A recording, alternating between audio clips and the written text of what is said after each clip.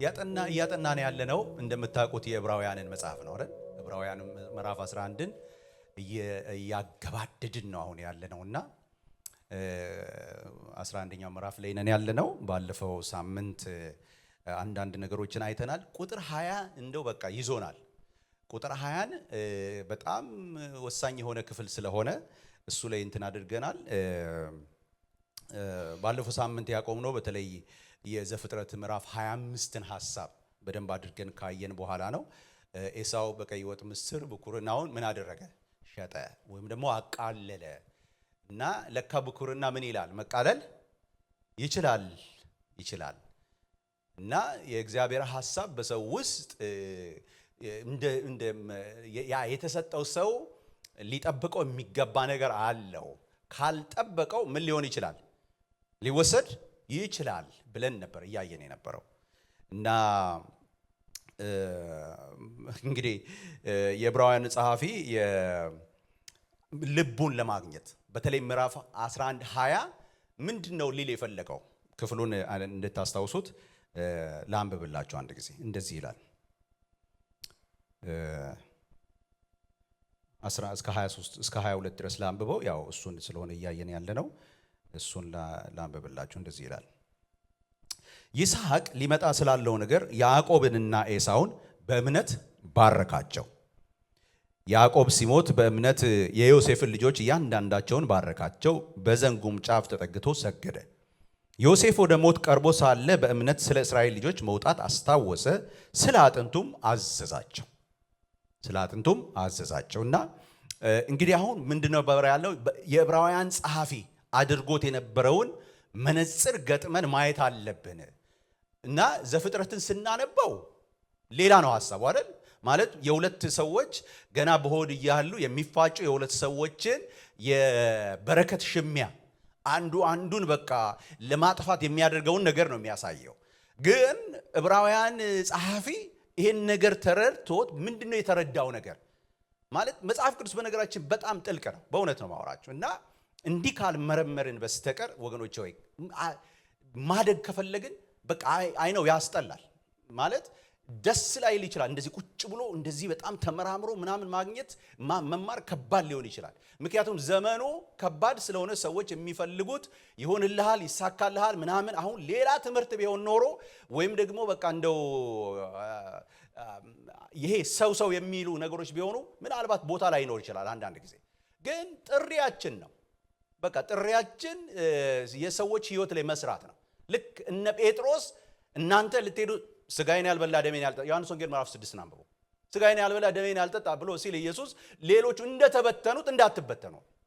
በቃ የሚጠቅም ነገር ነው። ግንባታ እያካሄድ ነው ማለት ስፒሪቹዋል የሆነ ነገር ነው እየሰራን ያለ ነውና ላይመች ይችላል። ለምን? የውስጣችንን ፍላጎታችን ስለማንሰብክ ላይመች ይችላል። ግን የምንሰራው ነገር ፋውንዴሽናል ስለሆነ ጌታ ይባርካችሁ። እዚህ ያላችሁ በጣም ልባርክ። አጨብጭቡ እስቲ ለራሳችሁ። በእውነት ጌታ ኢየሱስ ይባርካችሁ። እጅ ያላችሁ በሙሉ አጨብጭቡ።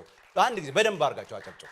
የስ በእውነት ኢየሱስም የሰራው በፓስተሮች ወደ ኋላ እንዳትሉ። ኢየሱስ የሰራው በዘመኑ 3 ዓመት ከ6 ወር በዚህ ምድር ላይ ባለበት ጊዜ በዛ ሁሉ ተአምራትና ድንቅ ሲያስተምርና ዋጋ ከፍለው ሲከተሉ የነበሩ 12 ናቸው። 12 ናቸው። ይሄው 12 ሰው ላይ አለ። ስለዚህ በጣም በቃ በርቱ። ክብር ለኢየሱስ ይሁን። ኢየሱስ ጌታ ነው። እና እየጣርን ያለነው የዕብራውያንን ጸሐፊ መነጽር አድርገን አይደል? የዕብራውያንን ጸሐፊ ልክ እኔ አሁን መነጽር እንዳደረኩት የጸሐፊውን መነጽር ተውሰን እያየን ያለነው ምንድነው ማለት የፈለገው? እኛ ሄደን ዘፍጥረት ላይ ሄደን ስናነብ ሌላ ነው የምናገኘው። ግን የዕብራውያን ጸሐፊ ደግሞ እያለን ያለው ይስሐቅ ሊመጣ ስላለው ነገር አይቶ ልጆቹን ባረከ ነው። በረከቱ ምን አይነት በረከት ነው? ትክክለኛስ ነው ወይ? በሰው አይምሮ ምን ማለቱ ነው እያልን በሱ መነጽር እያየን ነው። ስነ መለኮታዊ የሆነው መንፈሳዊ የሆነ ታሪካዊ ዳራውን በተለይ ባለፈው ዊክ ታሪካዊ ዳራውና ትንሽ መንፈሳዊ ነገሩን ለማየት ሞክረናል። ዛሬም በዛ ላይ እንሄዳለን። አዲስ ኪዳናዊ የሆነውን ደግሞ ኔክስት ዊክ በሱ እንዘጋለን ማለት ነው። ኔክስት ዊክ የአዲስ ኪዳን እይታው ምንድነው? በአዲስ ኪዳን ሊያስተላልፍ የፈለገው ነገር የሚለውን ኔክስት ዊክ እናያለን ማለት ነው። ዛሬ ካቆምንበት ስንቀጥል ያው ምዕራፍ 25 ላይ ብኩርናውን ካቃለለው በኋላ ምዕራፍ 27ን ትንሽ ረገጥ አድርገን ዛሬ እናያለን። ምዕራፍ 27 ላይ ምዕራፍ 25 ላይ በኩርናውን ያጣው አይደል? በኩርናውን የሸጠው። ምዕራፍ 27 ላይ ደግሞ በረከቱን ነው የተነጠቀው። አሳዛኝ ኤሳው፣ በጣም የሚያሳዝን ሰው። በረከቱን ያጣው ምዕራፍ 27 ላይ።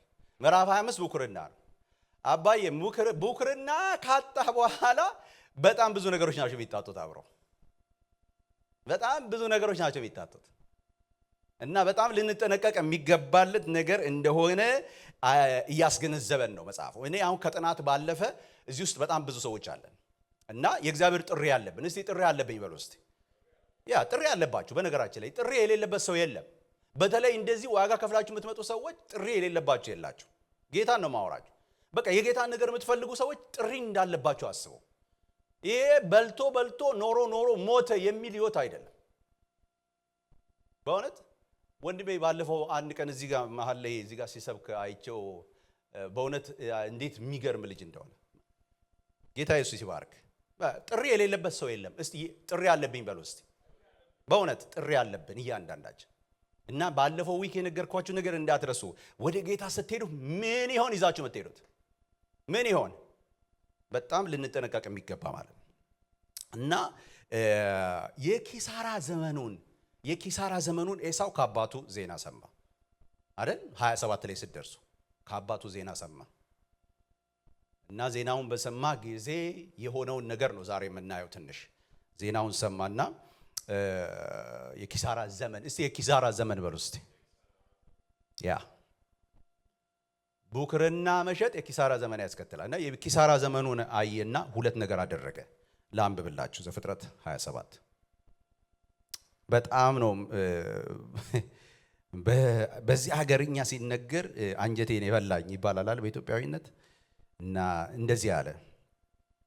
አባቱ ይስሐቅም እንግዲህ ተመልከቱ፣ ለዘመናት የሚያውቀው አቤት እሱ የሚሰራው ምግብ ውጭ ወጥቶ ታግሎ ይዞ መጥቶ አርዶም ያመጣለትን በጣም ይስሐቅ ደግሞ የምግብ ወዳጅ ነው። የሚወዳትን ምግብ ነው ያለው። እና ይስሐቅ በአይኑ ደንዝዟል። አዎ ነው፣ ባለፈው ዊክ ብለናል። የደነዘዙ ማለት የደከሙ ሰዎች ያረጁ ሰዎች ናቸው። ምርቃት ለምን ሲጠብቁ ተስፋውን ስለሚኖሩ ብለናል። እና ልክ ነገር ሊያበቃላቸው ሲል ነው ባርከው አስተላልፈው የሚሄዱት ብለናል። እና እንደዚህ አለ። አባቱ ይስሐቅ አንተ ማን ነህ አለው። እርሱም እኔ የበኩር ልጅህ ኤሳው ነኝ አለ። እስቲ በኩርነቱ የለም በሉ እስቲ። የለም እኮ ይጠራዋል፣ ግን ይጠራው።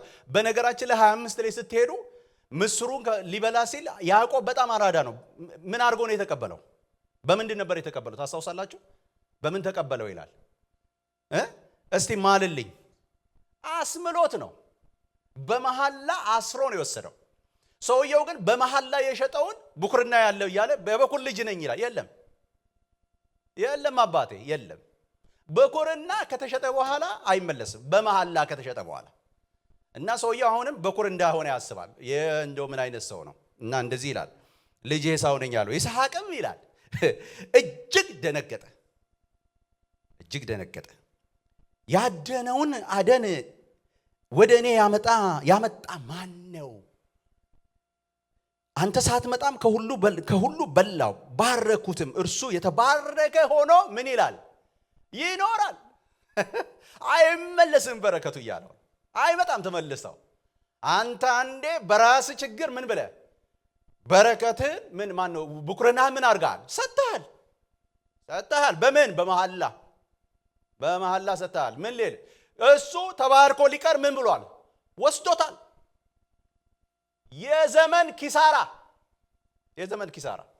የከሰረ ዘመን እንዳለው አስረዳው። የሚያሳዝን። ኤሳውም የአባቱ ቃል በሰማ ጊዜ ታላቅ ይላል፣ እንደዚህ ይላል። በጣም አዝናለሁ ይህንን ሳነብ። ታላቅ እጅግም መራራ ጩኸት ምን አለ? የጩኸት ዘመን። አባቱንም አባቴ ሆይ እኔንም ደግሞ ባርከኝ አለ። አይ ማሳዘን። እርሱም ወንድምህ በተንኮል ገብቶ በረከትን ወሰደብህ። በተንኮል ይላል ሂኖስ የማይመለስ በረከት እንደሆነ ያውቃል። በተንኮል ይላል።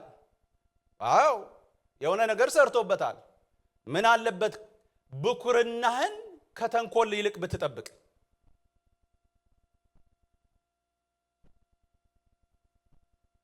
እና ወሰደብህ። እሱም አለ አሁን ስሙት እዚህ ጋር የመራራ ሰው ጸሎት ተመልከቱ። ማን ነው ንግግር ተመልከቱ። ምን አለ? ቁጥር 36 እርሱም አለ በእውነት ስሙ ያዕቆብ ተባለ፣ ሁለት ጊዜ ያሰናክሎኛልና ብኩርናዬን ወሰደ፣ አሁንም እነሆ በረከቴን ወሰደ፣ ደግሞም ለእኔ በረከትን አላስቀረህልኝም። አያሳዝንም? ባለመብቱ ለማኝ ሆነ። እንደው ትንሽ ካለ ፍርፋሪ ካለ ሰውየው እኮ ባለመብት ነው የነበረ እኮ ነው። አቤት አቤት አለማወቅ፣ ጥሪን አለማወቅ፣ ማንነትን አለማወቅ የሚያሳዝን ኤሳው እና ባለመብቱ በረከቴ የኔ የራሴ በቡክርናዬ ብሎ መጠየቅ የሚችለው ሰውዬ ሲገባ እኮ ይላችሁ ቃሉ አቅም ያጣው የተሸጠ ቡክርና ስለሆነ ነው። እስቲ የተሸጠ ነው በሉ እስቲ። ቃሉ እኮ አለው እኮ። አንድ ነገር ልንገራችሁ፣ ብዙ ነገሮቻችን ላይ ነገሮቻችን አቅም ያጡት ከእግዚአብሔር ሐሳብ ውጪ በሆነ ሁኔታ ውስጥ ስላለን ነው። ልንገራችሁ ዛሬ እውነቱ በዚህ ሰውዬ ምክንያት ልንገራችሁ ይላል። ሲገባ እኮ አለ እኔ የበኩር ልጅ ኤሳው ነኝ። ድምፁና ቃሉ አለ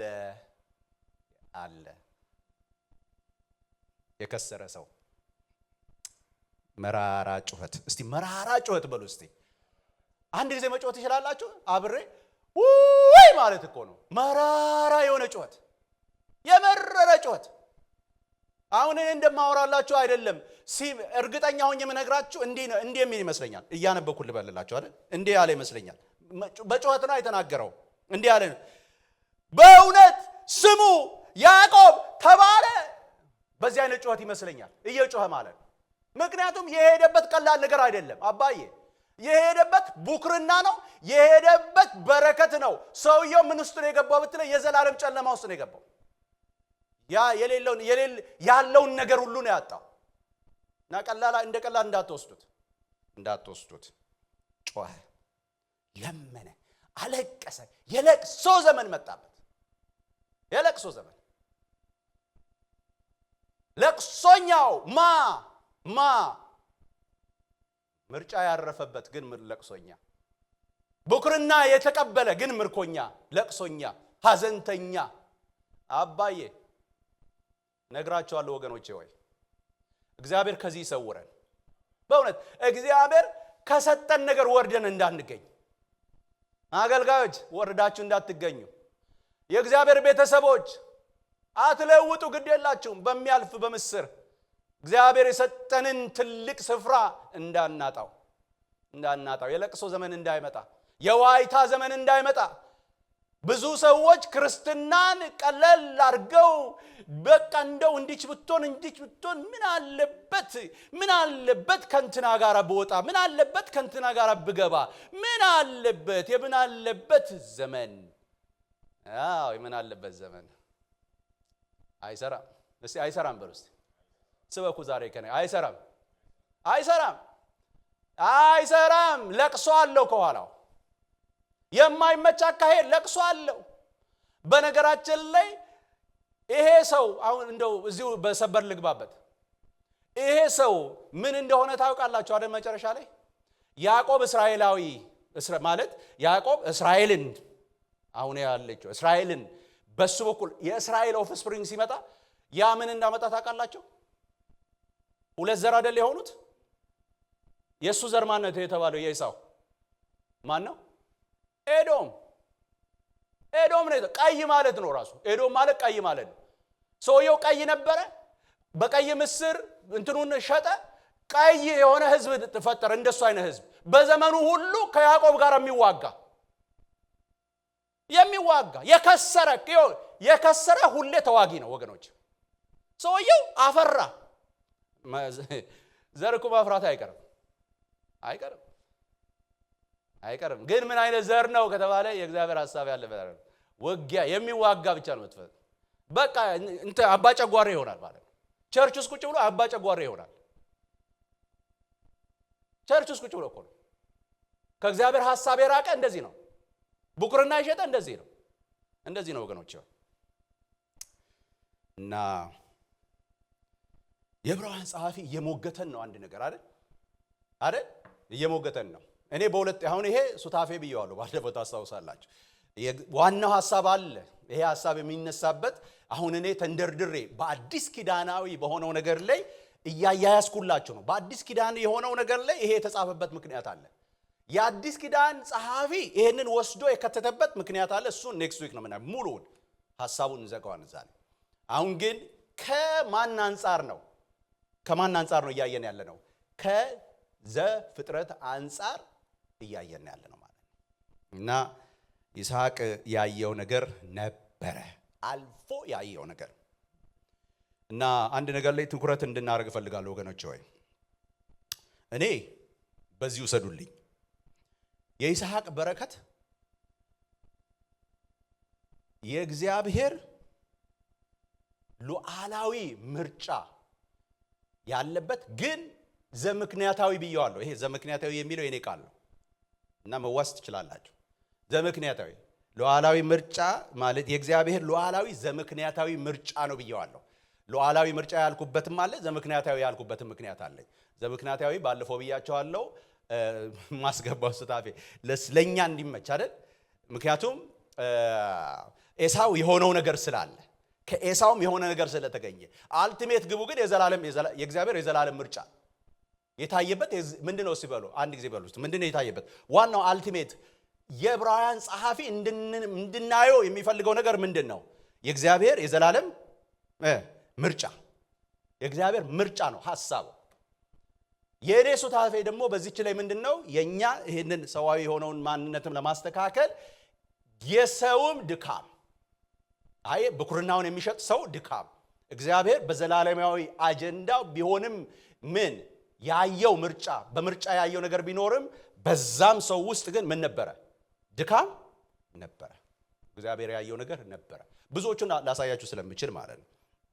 እና ሉዓላዊ ምርጫ ያልኩት በይስሐቅ ውስጥ ሆኜ የእግዚአብሔርን ሐሳብ ማየት ሲችል ሲሆን ለብኩርና የሚያበቃው ደግሞ ብኩርና ቢሰጠውም ለብኩርናው መጠበቅ ያልቻለ ሰው መሆኑን ደግሞ እንደ ሱታፌ አድርጌ አስገብቼ ነውና እሱን እንድትይዙልኝ እፈልጋለሁ። አውቃለሁ ስትሮንግ የሆኑ አርጊመንቶች ሊነሱ እንደሚችሉ፣ ጥያቄዎች ሊነሱ እንደሚችሉ አስባለሁ ይህን ስንነጋገር ማለት ነውና ያው ያዕቆብ የፈጸመው የመጀመሪያው በእግዚአብሔር ውስጥ ያለው ልብ ውስጥ ያለውን ሐሳብ እንደሆነ አምናለሁ። እና ዘፍጥረት ምዕራፍ 25 ቁጥር 23 ላይ እግዚአብሔር ማለት ሁለት ወገኖች በምን አሉ? በማኅፀንሽ ናቸው፣ ሁለቱም ሕዝብ ከሆድሽ ይከፈላሉ።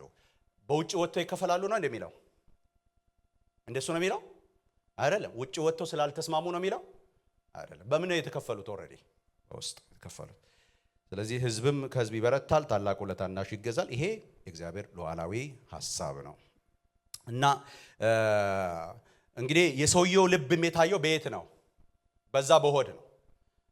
አይ ኦልሬዲ ሰውየው ጨርሶ ነው የወጣው። ውጭ የታየው ምኑ ነው የታየው? ሪዛልቱ ነው የታየው። አመንኪው ምክንያቱ እንትኑ የተካሄደው የት ነው? እዚህ ውስጥ ነው። እዚህ ውስጥ ኦልሬዲ ልቡ ምን ብሏል? የሰውየው ታይቷል። እና የእግዚአብሔር ሉዓላዊ ምርጫ የሚባለው ነገር ያው የታየበት ሐሳብ ነው ብዬ አስባለሁ። እኔ ግን ደስ የሚለኝ አንድ ነገር ልንገራችሁ። ይሄ ሉዓላዊ ሐሳብ ታናናሾችንና የማይገባቸውን ወደፊት ገፍቶ ያመጣው ሐሳብ ነው። የማይገባቸው እስቲ የማይገባቸው በለው እስቲ። አሁን በተለይ በአዲስ ኪዳን ስናየው በጣም ነው የምትደነቁት። የማይገባቸውን ምን ያደረገ ነው? ገፍቶ ያመጣ ወደ ምን? ወደ እግዚአብሔር ሐሳብ ያመጣ የዘላለም አጀንዳ ነው። ክብር ለኢየሱስ ይሁን። ክብር ለኢየሱስ። እዛ ውስጥ እኛ ስላለንበት የማይገቡት ውስጥ እኔ ያለሁ እኮ አንቺ አለሽ፣ አንተ አለ። በእውነት እዚህ ያለን በሙሉ አለን። እንደው አንድ እንኳን ከዚህ ውስጥ ውጪ የሆነ የለም። እዚህ ውስጥ እርግጠኛ ነኝ። እዚህ ውስጥ እስራኤላዊ አለ፣ አይሁድ የሆነ አለ ማለት በዘር አለ፣ አይሁድ የሆነ አንዳንዶች ክሌም የሚያደርጉ ሰዎች ስላሉ ብዬ ነው። እና ማለት እዚህ ውስጥ ያለን በተለኛ ኢትዮጵያውያን በእውነት እንደዚህ ነን እና በኩራ እስራኤል ያቃለለችው እስቲ ያቃለለችው በለው እስቲ ያቃለለችው ወይም ደግሞ ባለማስተዋሏ ማለት ነው ያጣችው የገፋችው ወደኛ የደረሰ ምን በረከት እና እስራኤል በጣም ታሳዝናለች። ታሪኳን ዞር ብላ ማየት የማትችል ነች። እኔ እንዴት እንዳዘንኩላት ይሄንን መጽሐፍ ባጠናው ጊዜ ታሪኳን ማየት የማትችል ዞር ብላ የአባቶቿን ታሪክ ማየት የማትችል እና እንግዲህ በሰው ልብ ይውላችሁ የሰው ልብ ውስጥ በሰው ልብ ሐሳቡን የማይቀይር በሰው ልብ ተነስቶ የሰው ልብ ክፉ ስለሆነ የዘላለም አጀንዳውን የማይቀይር እግዚአብሔር ነገር ግን በዘላለም አጀንዳ ውስጥ የሰውን ልብ የሚያሳይ እግዚአብሔር ነው። በዚህ መጽሐፍ ያሳየን በዘላለም አጀንዳ ውስጥ የሰውን ልብ የሚያሳይ እግዚአብሔር በኤሳው ውስጥ አሳይቶናል። እና ወገኖቼ በጣም ብዙ በነገራችን ላይ እስራኤል ይውላችሁ ኢየሱስን ሪጀክት ላለማድረግ በጣም በቂ የሆኑ በጣም ብዙ ነገሮች ነበራት። ብዙ ምሳሌዎች ነበራት እስራኤል በጣም ብዙ ነው የምላችሁ ኢየሱስን ለመቀበል ማለት ነው። እንደ ምሳሌ ባነሳላችሁ በእሰይ ቤት እኮ የሆነው ነገር እኮ ይሄ እኮ ነው። ይኸውላችሁ እያሳየኋችሁ ያለሁት ምን ነው ታውቃላችሁ? የእስራኤል ኢየሱስ ክርስቶስን ሪጀክት የማድረግ ነገር የጀመረው ያኔም ነበረ። እግዚአብሔር ግን በብዙ መንገድ ተናግሯል። ዕብራውያን ላይ እንደተጻፈው ዕብራውያን ምዕራፍ 1 በብዙ መንገድና በነቢያቱ በብዙ ጎዳና ተናግሮ ነበር። ያንን የፈጸመው ይሌለ ልክ እንደዛ ለእስራኤል በጣም ብዙ ንግግር ተናግሯታል እግዚአብሔር። በእሰይ ቤት ሄደና ኤልያብ ነበር አይደለ? ቡክርና ማን ነው በእሰይ ቤት ውስጥ? የእሰይ የመጀመሪያ ልጅ ማን ነው? ኤልያብ ነው አይደል? ኤልያብ እኮ ነው። በሰው ፊት ሞገስ ያገኘው በኤልያስ ፊት ሞገስ ያገኘው ማን ነው? ኤልያስ ነው። ኤልያብ ነው በሳሙኤል ፊት። እግዚአብሔር ግን መጣና ምን አደረገ? ኖ ይሄን ሰው ምን አትበለው እንዳትቀባ። እኔ ምንና ያለው ልብና ያለው ልክ እኮ ነው። አንደኛ ሳሙኤል ምዕራፍ 16 ላይ ስትመለከቱ እኮ ይሄኛው ምርጫው ላይ ስትመለከቱ በርግጥ እግዚአብሔር ለምን መጀመሪያ ምዕራፍ 16ን የሚያነብሰው ምክንያቱም እዛ ጋር ስለሆነ ኤልያብን የምናውቀው ለምንድን ነው እግዚአብሔር እንደዚህ ያለው ብለህ ትጠይቃለህ። ልክ እኮ ነው። እኔ አለ መጣና ሳሙኤል እንዳትቀባው እኔ ልብን ነው የማየው እንዳትቀባ አለው። የዚህ ሰውዬ ልብ የምታውቁት ግን የት ጋር ነው ካላችሁ ምዕራፍ 17 ነው። ሂዱና ምዕራፍ 17 ላይ አንብቡ። ተልኮላቸው ዳዊት ሱክ እያለ ተልኮ በምድረ በዳ እኮ የእግዚአብሔር ሐሳብ በሜዳ እኮ የእግዚአብሔር ሐሳብ የሚያከናውን ሰው ነው። ተልኮ መጥቶ ምግብ ሊያደርስላቸው ምክንያቱም ከጎልያድ ጋር ማን ነው ወንድ የተባለበት ጊዜ ስለነበረ ጦረኛ ያልቻለበት ጊዜ ስለነበረ መጥቶ ሲለው የልቡን ክፋት ይውዝ የሚል ሰው ነው። ኤልያብ ለዛው ምን አይነትን ሰው የተቀባን በሉ እስቲ። አልተቀባም እንደ ዳዊት ምዕራፍ 10 ተቀብቷል እኮ የተቀባን ሰው አንተ ወጠጤ ይሄ የልቡን ፈቃድ እንትኑን ይዩት ልቡን ተመልከቱ ምናምን የሚል ሰው አያችሁ። ምዕራፍ 16 ላይ አታውቁ። ምዕራፍ 17 ግን የኤልያብን ልብ ታያላችሁ። እና እግዚአብሔር በኩርን አሳለፈ። አያችሁ በኩርን ምን አለ አሳለፈ። ለምን? የልብን ጥንካሬ አይቶ። ምዕራፍ 16 ላይ ይኸውላችሁ ተመልከቱ። ምዕራፍ 4 ላይ ስንጀምር እኮ የጀመርነው ቃየል የበኩር ልጅ ሆኖ እያለ አቤል ቀደመ። ምዕራፍ 16 ላይ ስትሄዱ ከይስሐቅ ከእስማኤል ይልቅ ይስሐቅ ምን አለ ፍሊፕ አደረገው እግዚአብሔር። ምዕራፍ 47 ላይ ስትሄዱ ባለፈው ጊዜ ያሳየኋችሁ ከምናሴ ይልቅ ኤፍሬም ተገለበጠ። በእነዚህ ያጠናን ባለነው ክፍል ከኤሳው ይልቅ ማን? ያዕቆብ። በዘመናት መካከል እግዚአብሔር ፊሊፕ እያደረገ እስራኤልን እየተናገረ ነበረ። የበኩር ነሽ፣ አዎ ግን ጊዜ አለው። ተይ መልእክት ብዙ ጊዜ ልኳል እስራኤል። በኩርና የበኩር ልጄ እንዳልኩሽ እንድቀር አድርጊ አትገፋፊኝ ሲል እግዚአብሔር ኖሯል እስራኤል። በብዙ መንገድ በአባቶቿ ተናግሯል። በብዙ መንገድ እና የእስራኤል ልብ ወይ ፍንክች እና ከሁሉ በላይ በዘጸአት ትዝ ይላችኋል። በወጣ ጊዜ እግዚአብሔር በብዙ ተአምርና በብዙ ድንቅ እስራኤላውያን ምን አደረገ ይላል? ምን አደረጋቸው ይላል? አስወጣቸው ከግብጽ ምድር አይደል? በተአምራት የታጀበ መውጣት አደረገ። ዘጸአት ማለት ምን ማለት ነው? ራሱ መውጣት ማለት አስወጣቸው እግዚአብሔር በብዙ ድንቅና ተአምራት በኃይሉ በክንዱ ማለት ነው።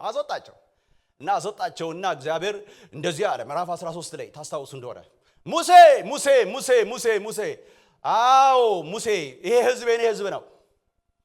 ከዚህ ህዝብ አንድ ነገር ታደርግልኛለህ አለ።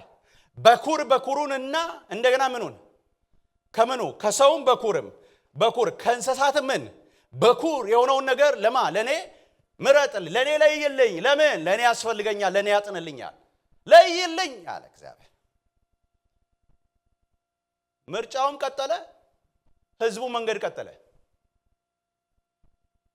እግዚአብሔርና ሙሴ በሚነጋገሩበት በሲና ተራራ በደረሱ ጊዜ ግን አንድ ነገር ሀፕን አደረገ። ኢያሱ የኔ አባቴ ምንም አለ አይደል? አንዳንዱ እኮ በቃ እና ኢያሱ ማን ነው እንትን ያደረገው? ጥጃ አሮን ጥጃ ሰርቶ የሚጠብቀው አባቴ እና ጥጃ ሰርቶ ጠበቀው እና ሲመለሱ ይሄ የእንትን ድምጽ ይመስላል ይላል፣ የድል ድምጽ ይመስላል ይላል ኢያሱ። አራራራ ኖ አይደለም የተሳከረ ነገር ነው የሚሰማኝ ይላል ሙሴ። የተሳከረ ነገር ነው የሚሰማኝ። እና ደረሱ፣ እግዚአብሔር አሳየው። ይሄ ነው አንተ ያወጣው ህዝብ ይሄ ነው አለ እግዚአብሔር። እና ሁለት መጽሐፍ አልፎ ዘሁልቁ ላይ ግን እግዚአብሔር መጣና እንደዚህ አለ። ዘሁልቁ ምዕራፍ 3 ላይ እስቲ እንደዚህ እንበል፣ እስቲ አይለፈን፣ እስቲ የእግዚአብሔር ሐሳብ በእውነት እግዚአብሔር እኔ አንድ ነገር ይሄንን ልበላችሁ፣ እግዚአብሔር ባንተ የጀመረውን ነገር ባንተ ይጨርስ። እግዚአብሔር በእውነት ከዚህ አይነት ውርደት እግዚአብሔር ይጠብቀን። ገብቷችሁ ነው ግን? አሜን፣ በደንብ አሜን በሉኝ። ግድ ይላል። እኔ ይኸውላችሁ ብዙ ጊዜ እንደዚህ አይነት ነገሮችን በማጠናበት ጊዜ መጀመሪያ ራሴን ነው ማየው እና ራሴን ካላጠነከረኝ፣ ራሴን ካላስተማረኝ ወደ እናንተ ማምጣት አልፈልግም። ለማስተማር አላስተምረውም። ስለገባኝ ሼር ለማድረግ ነው የምመጣው እዚህ። እና ያ የተሰጠ የተስፋ ቃል ለኔ ምረጥልኝ ያለው በኩር ምረጥልኝ ያለው እግዚአብሔር መጣና ይቅርብኝ አለ እግዚአብሔር። እና እንደዚህ አለ፣ እነሆ እኔ በእስራኤል ልጆች ዘንድ ማህፀን የሚከፍተውን በበኩሩ ሁሉ ፋንታ አንድ ላይ እናንብባለን። እስቲ አውጡትና ዘሁልቅ ምዕራፍ ግድ የላችሁም አውጣታችሁ ከኔ ጋር ናና ለምን መሰላችሁ? በዛው እንደማስጠንቀቂያ ማድረግ ስለምፈልግ ነው። እኔም ጨርሻለሁ። እንደዚህ አለ ምዕራፍ 3 ቁጥር 12 ዘሁልቅ፣ እነሆ እኔ በእስራኤል ልጆች ዘንድ ማህፀን በሚከፍተው በበኩሩ ሁሉ ፋንታ ሌዋውያንን ከእስራኤል ልጆች መካከል ወስጃለሁ። ሌዋውያን የበኩር ልጆች አልነበሩ። የሌዊ ዘር የበኩር ዘር አልነበሩ። እግዚአብሔር ያኛው ዘር ይቅርብኛል አልፈልግም አለ። የመጀመሪያው ዘር አልፈልግ፣ ከሌዊ ዘር አድርገልኛል። አይለፍብሽ ተባባሉ።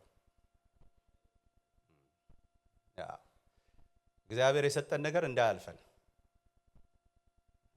እና ወገኖች ሆይ ታላላቆች እያሉ ከያዕቆብ ቤት ዮሴፍን በግብጽ ምድር ንጉሥ ይሆን ዘንድ እግዚአብሔር ፈለገ አይደል? ታላላቆቹ ነበሩ አይደል? በያዕቆብ ቤት እኮ ታላላቆች ነበሩ። ታላላቆችን አይደለም ያደረገው፣ ከሱ ይልቅ ዮሴፍን በግብጽ ቤት ላከው። ለምን ካላችሁኝ ሊመጣ ላለው ነገር መልእክት እንዲሆን ስለሆነ ነው። የዮሴፍን ታሪክ ስታዩ ሞስትሊ ሪዘምብል ያደርጋል ከኢየሱስ ክርስቶስ ነገር ጋር። ላሳያችሁ አንዳንድ ነገር። ሁለቱም በአባቶቻቸው ምን የሚሉ ነበሩ? የሚወደዱ 2 ደቂቃ ነው ወስደው መስኩኝ። ሁለቱም በአባቶቻቸው ምንም ያዕቆብም በጣም ይወደው ነበር ተብሎ ተጽፏል አይደል? ዮሴፍን ኢየሱስንም አብ መስክሮለታል። ሁለቱም በእግዚአብሔር ፊት ታማኝ ነበሩ። ኢየሱስ በማቴዎስ ወንጌል ምዕራፍ 4 ላይ ሲፈተን በታማኝነት ተገኝቷል። አሁን በስጋ ስለተገለጠው ኢየሱስ ስለማወራ ማለት በሰውነት ስለተገለጠው ኢየሱስ ቃልም ስጋ ሆነ። ኢየሱስ በታማኝነት ክብር የሚገባው ለእግዚአብሔር ብቻ ነው ብሏል። ዮሴፍም አላደርግም ብሏል። ዮሴፍ በግብፅ በንግስና ወንበር ላይ ያስቀመጠው ያው ጌታ ክርስቶስ ኢየሱስን ከሙታን አስነስቶታል መጽሐፍ ቅዱስ። ሁለቱም የምህረት ምሳሌዎች ናቸው። አባቶይ የሚያደርጉትን አያውቁምና ብሏል ማቴዎስ ወንጌል ምዕራፍ 27 ስትመለከቱ ኢየሱስ የሚሰቅሉትን እኮ እየሰቀሉት የሚያደርጉትን አያውቁምና ይቅር በላቸው አባዬ ይሁን። ዮሴፍ የሸጡትን እንደሆኑ እያወቀ ምን አላቸው ይላል? አቀፋቸው። እንደውም አንዱን አቅፎት በጣም ይወደው አቅፎት አለቀሰ ይላል። ዞር ብሎ እንዳያየው እንደውም እንዳያውቅ፣ ምክንያቱም ሌላ አባቱን መፈለግ ስለሚፈልግ ስለነበረ ዞር ብሎ አለቀሰ ይላል። የምህረት ምሳሌዎች ናቸው። ከሁሉ በላይ ዮሴፍ ግብፃዊቷን አገባ። ልጆቹን ይዛ የተስፋይቱ ምድር የመጣችን በልጆቿ በሱ ምክንያት የተጎበኘችን ሴት አገባ። ኢየሱስ በእስራኤል መገፋት ምክንያት ብቻ ሳይሆን ለዓለም ሞተ ተባለ። ለዓለም ሞተ እና ቡክርናን አልቀበለችም ያለችው እስራኤል ምክንያት በሷ ምክንያት ቢሆንም እንደ ምክንያትነት ብንወስደው ግን ኢየሱስ ክርስቶስ የዓለም አዳኝ በሰው ልጅ እየተገደለ ለሰዎች ምን የሚል ምህረት አድርግ የሚል ክብር ለኢየሱስ ይሁን። ክብር ለኢየሱስ ይሁን። እና እችን ጥያቄ ጠይቄያችሁ ልጨርስ። እግዚአብሔር ከታናናሾች ጋር ምን አለው? እናንተ ታናናሾች እኔ ህዝቤ ያልሆነውን ህዝቤ እላለሁ ያለው ጌታ ህዝቤ ያለን ታናናሾች ሆይ ምን ይሆን በእኛ በኢትዮጵያውያን እግዚአብሔር ያለው አጀንዳ? ምን ይሆን ምስጉዬ ባንተ ያለው? ምን ይሆን ዛኪ? ምን ይሆን ዶክተር? ምን ይሆን እህቶቼ እዚህ ያላችሁ በሙሉ ምን ይሆን በእኛ በታናናሾች? ለምን እግዚአብሔር ታናናሾችን መምረጥ ፈለገ? ለምን እግዚአብሔር ምንም ሲወጡ ሲገቡ ሌሊት በውርጭ በብርድ አሳ ማጥመድ የሚፈልጉትን እነ ዮሐንስን እነ ጴጥሮስን ለምን ፈለገ? ለምን ተፈለጋችሁ እያልኳቸው ነው። ለምን ተፈለግሽው እህቴ? ለምን ተፈለግ? ጥያቄ ነው። ጌታ ኢየሱስ ይባርካችሁ። ቆመን እንጸልይ። ክብር ለኢየሱስ ይሁን።